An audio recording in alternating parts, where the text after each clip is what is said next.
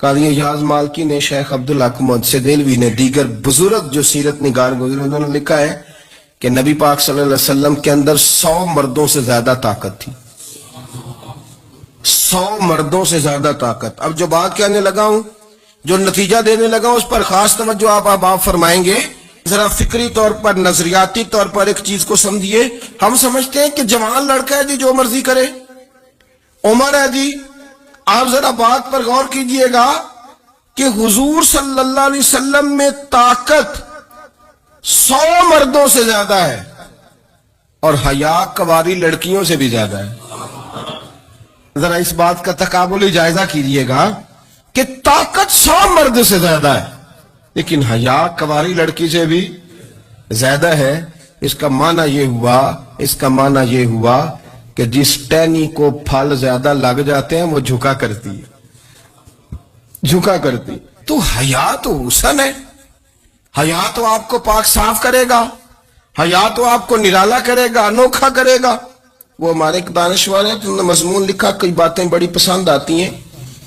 وہ کہتے ہیں کہ میری اہلیہ، ان کو بھی کسی نے مس گائیڈ کر دیا تھا، حالانکہ اچھی خاتون ہے، کسی نے مس گائیڈ کر دیا. تو وہ بھی سماجی اور ویلفیئر، اور یہ خواتین کو شوق ہوتا نا بننے کا، تو وہ بھی سماج کے اندر اچھا مقام تلاش کرنے کے موڈ میں آ گئی. تو کہیں ایک دن جانا تھا تو بڑی بن سنور کے میرے ساتھ وہ گاڑی میں بیٹھ گئی. تو میں گاڑی میں، عورتوں کو یہ بھی مسئلہ ہوتا ہے نا کہ ہماری تعریف کرو، تو کئی دفعہ بعد مردوں بیچاروں کو جھوٹ بولنا پڑتا ہے، تو زبردستی کراتی ہے نا جی. تو اس میں گنجائش بھی دی ہے شریعت نے گنجائش دی ہے کہ کبھی بیوی کو راضی کرنے کے لیے خلاف واقعہ بات کرنی پڑے تو کر لینی چاہیے. تو وہ کراتی بھی ہیں. 3 موقع پر خلاف واقعہ بات کرنے کی اجازت ہے. واقعے کے خلاف بھی آپ بات کر سکتے ہیں، جنگ کے موقع پر 2 لوگوں کو صلح کرانے کے لیے اور بیوی کو راضی کرنے کے لیے کر لیں کوئی ایسی بات، بے شک اپنی طبیعت پہ جبر کر کے کر لے، گنجائش ہے، اجازت ہے.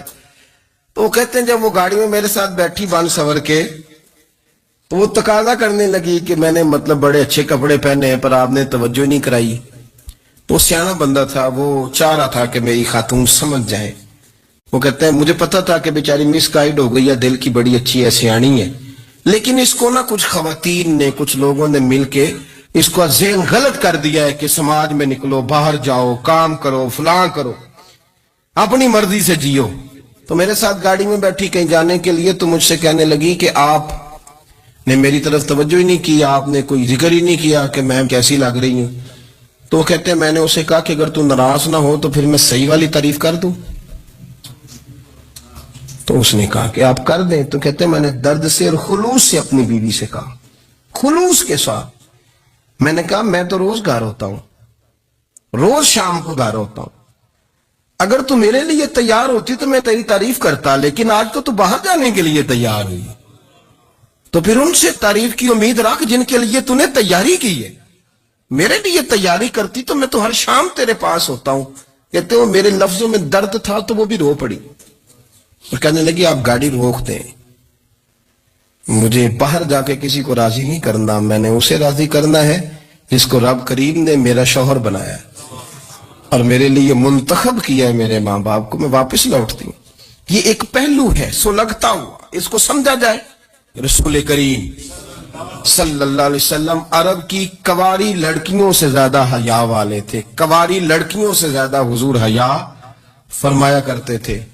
جب خانہ کعبہ کی مکہ شریف میں تعمیر ہو رہی تھی نا، اہل عرب اس کو تعمیر کر رہے تھے، تو نبی پاک صلی اللہ علیہ وسلم اپنے چچا حضرت عباس کے ساتھ خانہ کعبہ کی تعریف میں مصروف تھے. تو عرب کے لوگ چونکہ لمبا کرتا پہنتے تھے پیروں تک، تو نیچے اگر کسی وقت کوئی چیز نہیں بھی ہوتی تھی تو کسی کو وہ نظر نہیں آتی تھی، چونکہ پردہ رہتا تھا، لمبا کرتا پہنا ہوا ہوتا تھا. تو جب بچے، سرکار کی عمر مبارک بھی ابھی تھوڑی تھی، تو اس طرح بچے جب نکلتے تو وہ کئی دفعہ اپنی تہمت اتار دیتے نیچے سے، اور کوئی مزدوری کرنے لگتے تو 3-4 طے کر کے تہمت کی کندھے پہ رکھ لیتے. جس طرح کبھی دیہاتوں میں لوگ کپڑا سر پہ رکھتے تھے کہ اوپر اگر کوئی وزنی چیز رکھیں گے تو وہ تکلیف نہیں دے گی. نبی پاک صلی اللہ علیہ وسلم بھی سب لوگوں کے ساتھ خانہ کعبہ کی تعمیر میں شامل تھے. تو حضرت عباس رضی اللہ تعالیٰ عنہ نے کہا حضور سے، ابھی اعلان نبوت بھی نہیں فرمایا تھا، بھتیجے آپ بھی تامد اتاریے، یہ صحیح مسلم میں حدیث موجود ہے، اور اس کو کندھے پہ رکھ لیجیے، آپ اینٹیں اٹھا اٹھا کے لا رہے ہیں تو ذرا آپ کو تکلیف نہیں ہوگی. تو سرکار دو عالم صلی اللہ علیہ وسلم سے یہ بات کہی، اور پھر جلدی سے حضور کی تہمت کو نکال کے نا، حالانکہ لمبا کرتا پہنا ہوا ہے، تو وہ جیسے ہی ان کے کندھے پہ رکھا اینٹیں رکھنے کے لیے، تو سرکار تو زمین پہ گر گئے، بے ہوش ہو گئے، آنکھیں آسمان کی طرف.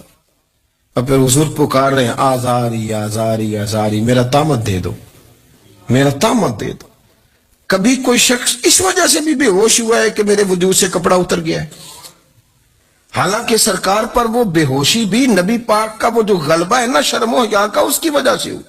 ورنہ تو حضور فرماتے ہیں کہ میری آنکھیں سو جاتی ہیں، دل تو میرا اس عالم میں بھی جاگتا رہتا ہے. تو سرکار زمین پہ تشریف لے آئے، آنکھیں میرا تامت دے دو، میرا تامت دے دو. تو جلدی سے انہوں نے تامت دیا تو حضور نے باندھ لیا. پھر طبیعت مبارک میں تسلی ہوئی. یعنی ہم اس رسول کے غلام ہیں کہ جن کے تو وجود سے کپڑا اتر جائے تو حضور برداشت نہیں کرتے، قبول نہیں فرماتے، تکلیف شروع ہو جاتی. لیکن یہاں نوجوان ہیں اور بڑا قد کاٹ ہے اور بڑے بڑے سمجھدار لوگ ہیں، گرمی آتی ہیں تو شارٹ کپڑے پہن کے گھومتے ہیں. ان کو خیال نہیں کہ یہ وہ والا لباس ہے جو باہر تو کیا گھر میں اماں کے سامنے نہیں پہننا چاہیے، بہنوں اور بیٹیوں کے سامنے نہیں پہننا چاہیے.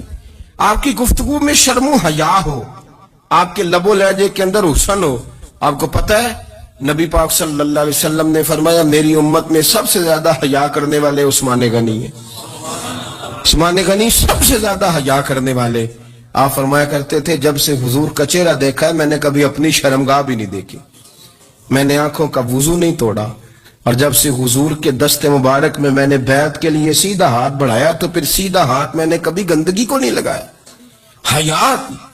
آپ باتھ روم کے اندر بھی غسل فرماتے تھے تو کپڑوں سمیت کرتے تھے. کسی نے کہا حضرت جی واش روم کے اندر کیوں نہیں کپڑے اتارتے؟